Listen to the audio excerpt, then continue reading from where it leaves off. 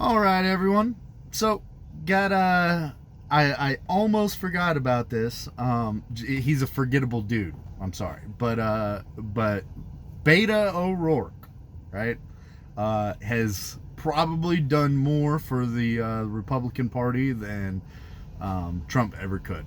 So, Beta comes out originally with his hell yeah, we're gonna take your AR-15s, and of course that's the soundbite that's gonna get the attention, because that's what Republicans have been saying for years now, is Democrats want to take your guns, and Democrats were like, no, we're not really gonna take your guns. Stop, you're being a gun nut, you're an ammo sexual, right? And finally it just comes out, hey, this is what we're trying to do.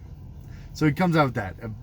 All of a sudden, he is now the person. He doesn't have any support, but he just keeps saying the dumbest shit that he keeps getting in the news. It's hilarious, because he started with the whole gun thing, right?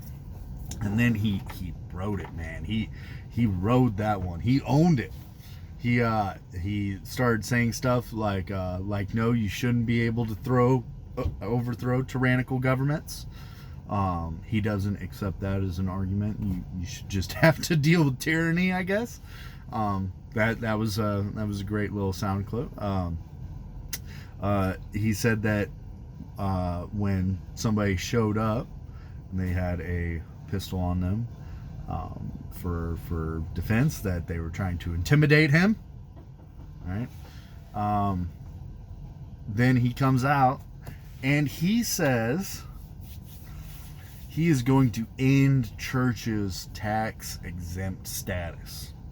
Now, I don't really like getting into the whole religion thing, but this one kind of warrants it, because now it's religion mixed with politics. So, in this country, we have a very, very clear rule that politics and religion are separate. This is accepted pretty widely, although to the dismay of a lot of Christians sometimes, right?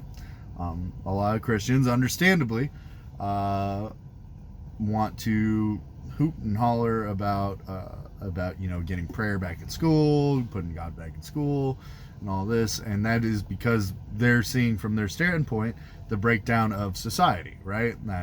It's not representing their values. I mean, for non-religious people, right? I guess a good way to say it is, if, yeah, I don't even know that. Okay, imagine that the schools were teaching communism, right? Because everybody hates communists, right? And the schools were teaching communism, and you're like, hey, I'm a capitalist, I don't agree with that, you need to bring capitalism back into the schools. And they were like, no, because we're communists, and we're going to teach your kids, the way Karl Marx, and little comrade Jimmy over here, he's going to go and lead the revolution, right? You'd be like, wow, that is a breakdown of society at a basic level, and I'm very upset about this. We need to bring capitalism back in schools, kick out the communists. That's the best way I can kind of phrase it towards non-religious folks. That's how Christians are seeing it. So I understand why Christians are always trying to get back in. However, I am a big advocate of the separation of church and state, and that also means that I need to support the religious folk when it comes to the government trying to impede on their religious beliefs, right? I try not to be hypocritical in my beliefs, right? So Beto's whole thing is that churches that won't perform gay marriages will lose their tax exemption, right?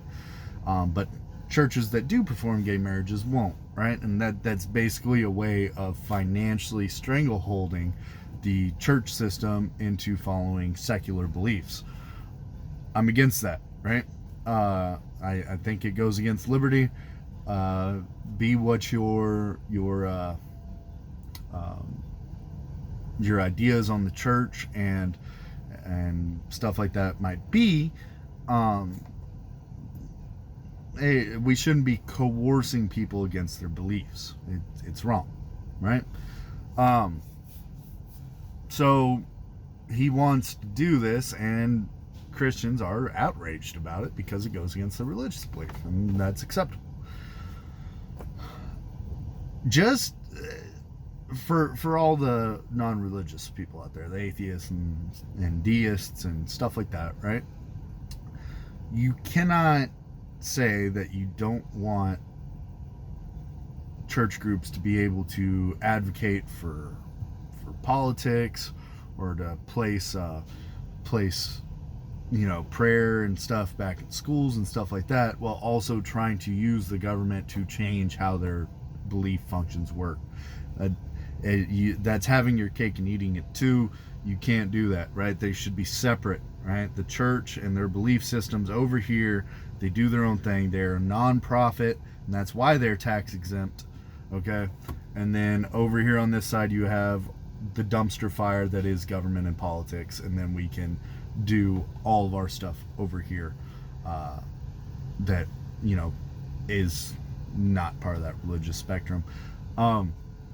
This is a huge rallying cry to every religious person in the country. This is going to get people out to the polls harder than Trump. If Beto gains the nomination and is running against Trump, the religious people will turn out in droves, and you may very well see a return to the religious right that finally the country had gotten away from. I think that the right wing should be more about our economic policies and smaller government and liberty, rather than moralistic authoritarianism, right? That's one big reason why I voted for Democrats for the very first part of my life. Was I was strictly against authoritarianism. I'm much further right wing economically than the Republican party can offer me, right? So I don't have a party in the regard of economics. So my next shot is for which one is closer to liberty. Right now that's Republicans, but it wasn't always that way, and I hope that it remains the way it is, because if Republicans go back to the authoritarian nonsense that they were famous for in the 90s and early 2000s, and Democrats are over here with their authoritarian social justice warrior fucking nonsense, then I literally have no political home. So just a few things to think about, and hope y'all take it easy. All right. Till next time.